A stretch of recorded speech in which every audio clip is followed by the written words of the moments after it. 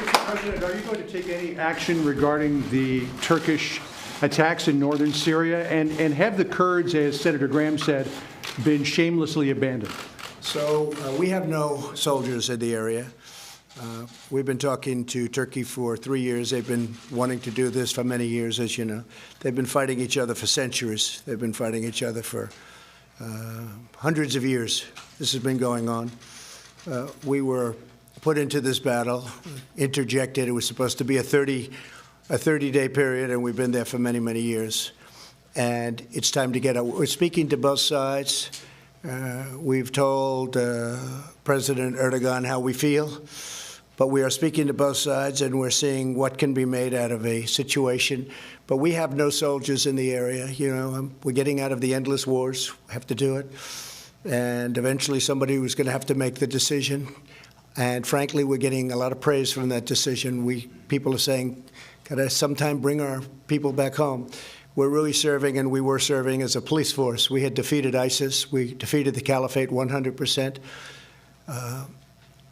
Erdogan and the existing groups of people, including Kurds, but you have the PKK, which is a natural enemy with Turkey, and likewise and opposite. They've been fighting again for many, many years. They have their bitter enemies, have been always, probably, possibly, always will be. So we are out of there. We've been out of there for a while. No soldiers whatsoever. We are taking some of the most dangerous ISIS fighters out. We've taken them out, and we're putting them in different locations where it's secure. In addition, the Kurds are watching, and if the Kurds don't watch, then Turkey's going to watch, because they don't want those people out any more than we do. But we have taken a certain number of ISIS fighters that are particularly bad, and we've wanted to make sure that nothing happened with them with respect to getting out. And I think we're doing a great job. I think the people of this country, I campaigned on ending the endless wars. We're all over the world fighting wars. Half the places, nobody even knows what they're doing over there. And I feel that we are doing the right thing, and I think the country feels that too. We've had tremendous support outside of the Little Washington area, and even in Washington, people are saying you're doing the right thing. Has to be done, otherwise you're never going to do it. At the same time, we're dealing with both sides. We're going to see what we can do. In a statement this morning, you cautioned Erdogan. Since then, it appears as though there have been casualties on the Kurdish side. Are you concerned about escalation, and are you concerned that Erdogan will try to wipe out the Kurds? I will wipe out his economy if that happens. I've already done it once with Pastor Brunson. I'm sure that I hope that he will act rationally. But you do have to understand they've been fighting each other for many, many decades. Actually, for centuries, they've been fighting each other. And it was time for the Americans. We did a great job. We took care of ISIS. We captured 100%. You remember I was thinking, John, of leaving at 97 and 96%, and that last 3 or 4% was the hardest part. And they told me it would take 1 year to 2 years to do it, and I did it in a month. Remember that? I flew to Iraq, and I met with a lot of great generals there, great generals. They said, sir, we can do it in 2 weeks to a month. And we did it in 2 weeks to a month, and we took it. And in the meantime, we've been watching over a lot with the Kurds, watching over a lot of prisoners, some very bad people. A few in particular very bad, really bad. And some of those people we've already taken. We've taken them out. They should go back, by the way. They should go back to Europe. Many of them came from Europe, but they should go back to Germany, to France, I spoke with Boris Johnson, a couple to UK, some to UK, actually, but they came from various parts of Europe. They didn't come from our country, and we did them a big favor, and we said to France, we said to Germany, we said to various countries in Europe, we'd like you to take your people back. Well, we don't want them. We don't want them. How about you taking them? I said, we don't want them either. Nobody wants them. They're bad, but somebody has to watch over them.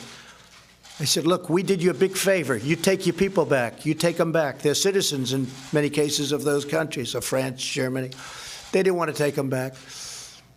I gave them one chance. I gave them another chance. I gave them a third chance, and I even gave them a fourth chance. They didn't want to take them back. Not that I blame them too much. They're used to this with the United States, taking advantage of the United States, whether it's on trade or NATO, they take advantage of the United States. But we think that maybe the Kurds will do a job, and if not the Kurds, we think Turkey will do a job. But we have thousands of people, thousands. I don't know if you know that. We have thousands of captured fighters and thousands and tens of thousands of family members. And we did a big favor to a lot of countries, and those countries didn't want to take them back. So that's the way it goes. Steve? These ISIS fighters escape and pose a threat elsewhere. Well, they're going to be escaping to Europe. That's where they want to go. They want to go back to their homes, but Europe didn't want them from us. We could have given it to them. They could have had trials. They could have done whatever they wanted. But as usual, it's not reciprocal. You know my favorite word, reciprocal. That's all I want. I don't want an edge. I just want reciprocal. And it's not reciprocal, Steve. It's not a fair deal for the United States. And when President Obama took the PKK, you know, when they bring in PKK, that's a tough deal because that's been a mortal enemy of Turkey. So when you bring them into a partnership, it's a tough situation because it's tough for Turkey. It's probably tough for them. They've hated each other for many, many years. For hundreds of years. I mean, it's amazing when you look at history and you look at culture, but you look at the length of the time and the fighting for so long. So we imposed ourselves into it. And look, I've said it.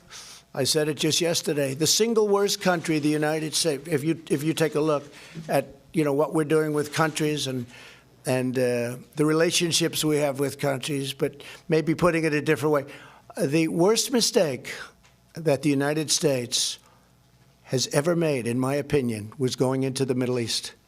It's a quagmire. We are up to close to $8 trillion, and we're bringing our folks back home. We have great, talented military. We're bringing them back home. Our military has never been stronger, but we're now acting as police. We're policing areas. We're doing jobs that other countries should be doing. We're doing jobs, frankly, that Europe should be doing. We're doing jobs that Russia should be doing, that Iran should be doing, that Iraq, Turkey, Syria should be doing. They should be doing this. We shouldn't be doing it. We're 7,000 miles away.